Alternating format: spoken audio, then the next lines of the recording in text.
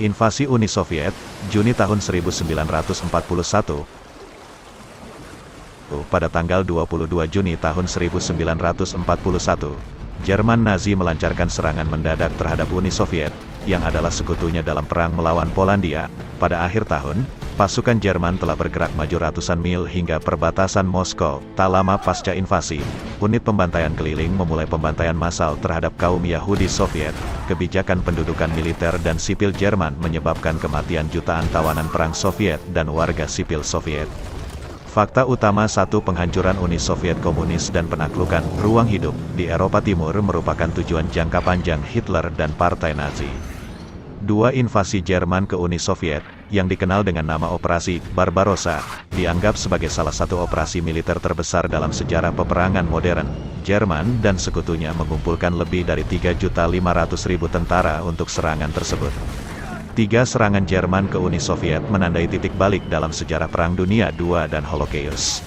Perang Dunia II, dengan nama sandi Operasi Barbarossa, Jerman Nazi menginvasi Uni Soviet pada tanggal 22 Juni tahun 1941. Invasi ini merupakan operasi militer terbesar Jerman pada Perang Dunia II. Sejak tahun 1920-an, kebijakan inti gerakan Nazi meliputi penghancuran Uni Soviet dengan kekuatan militer, penghapusan permanen ancaman komunis yang dirasakan Jerman, dan penyitaan tanah utama di dalam perbatasan Soviet sebagai Lebensraum, ruang hidup untuk permukiman Jerman jangka panjang. Dengan demikian, Adolf Hitler selalu menganggap Fakta Non-Agresi Jerman-Soviet tanggal 23 Agustus tahun 1939, lazimnya disebut Fakta Molotov-Ribbentrop, sebagai manuver taktis sementara. Pada Juli tahun 1940, hanya beberapa minggu setelah penaklukan Jerman atas Prancis dan negara-negara dataran rendah, Belgia, Luxembourg dan Belanda, Hitler memutuskan untuk menyerang Uni Soviet pada tahun berikutnya.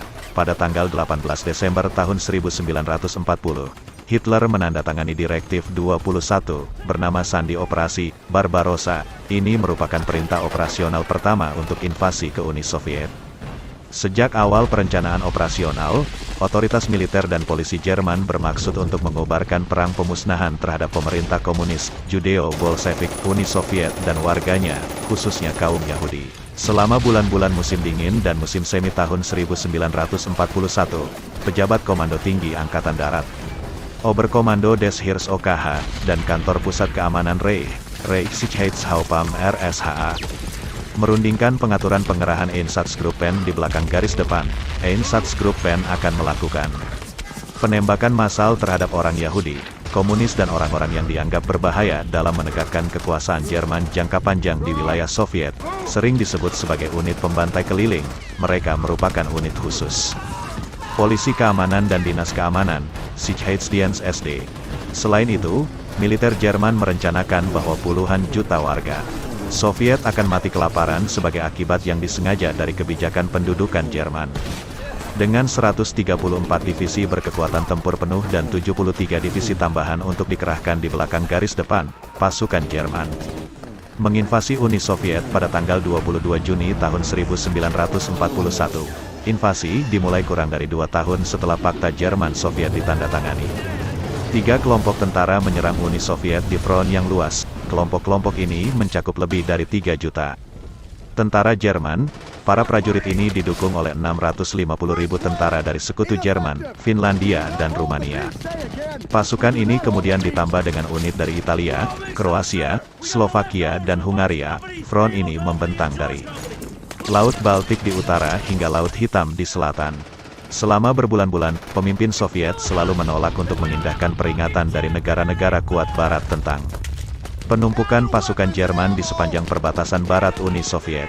Dengan demikian, Jerman dan mitra porosnya mencapai kejutan taktis yang hampir sempurna. Sebagian besar angkatan udara Soviet yang ada dihancurkan di darat. Tentara Soviet awalnya kewalahan. Unit-unit Jerman mengepung jutaan tentara Soviet. Terputus dari pasokan dan bala bantuan, tentara Soviet hanya memiliki sedikit pilihan selain dari menyerah. Saat tentara Jerman merangsek maju ke dalam wilayah Soviet, SS dan unit polisi mengikuti pasukan tersebut.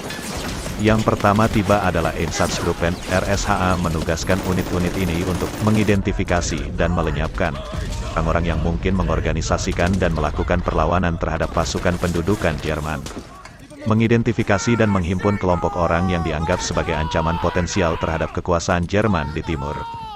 Membangun jaringan intelijen, dan mengamankan dokumentasi dan fasilitas utama. Einsatzgruppen memulai operasi penembakan massal. Penembakan massal ini terutama menyasar laki-laki Yahudi, pejabat Partai Komunis dan negara Soviet, serta orang Roma. Mereka mendirikan ghetto dan fasilitas penampungan lainnya untuk menghimpun sejumlah besar orang Yahudi Soviet, seringkali dengan bantuan dari personel Angkatan Darat Jerman. Pada akhir Juli, perwakilan Heinrich Himmler, pemimpin SS dan polisi tinggi, tiba di Uni Soviet. SS dan polisi, didukung oleh kaki tangan yang direkrut secara lokal, mulai menembaki seluruh komunitas Yahudi di sana. Hitler memutuskan untuk mendeportasi orang Yahudi Jerman ke pendudukan Uni Soviet mulai tanggal 15 Oktober tahun 1941. Hal yang ikut mendorong keputusan ini adalah gerak maju yang sangat cepat pada front militer dan pembantaian orang-orang Yahudi Soviet. Keputusan tersebut mengawali kebijakan yang kemudian dikenal sebagai solusi akhir. Solusi akhir adalah pemusnahan fisik tidak hanya kaum Yahudi di wilayah timur pendudukan Jerman, tetapi juga kaum Yahudi di seluruh Eropa. Uni Soviet mengalami kerugian militer yang dahsyat dalam 6 minggu pertama setelah serangan Jerman. Namun, Uni Soviet tidak berhasil diruntuhkan seperti yang diharapkan oleh para pemimpin Nazi dan para komandan militer Jerman. Pada pertengahan Agustus tahun 1941, perlawanan Soviet menguat. Perlawanan ini menggagalkan upaya Jerman dalam memenuhi jadwalnya untuk memenangkan perang pada musim gugur 1941. Namun demikian, pada akhir September tahun 1941, pasukan Jerman mencapai gerbang kota Rusia Leningrad.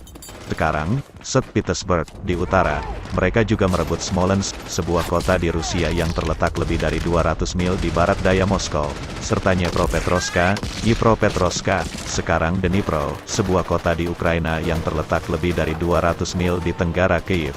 Pasukan Jerman menyebar ke semenanjung Crimea di selatan. Mereka mencapai pinggiran kota Moskow pada awal Desember.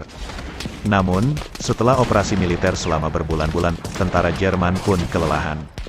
Karena memperkirakan keruntuhan Soviet yang cepat, para perencana Jerman gagal membekali pasukan mereka untuk peperangan musim dingin. Mereka tidak menyediakan makanan dan obat-obatan yang cukup, karena mereka berharap personel militer mereka hidup dari tanah Uni Soviet yang ditaklukkan dengan mengorbankan penduduk setempat.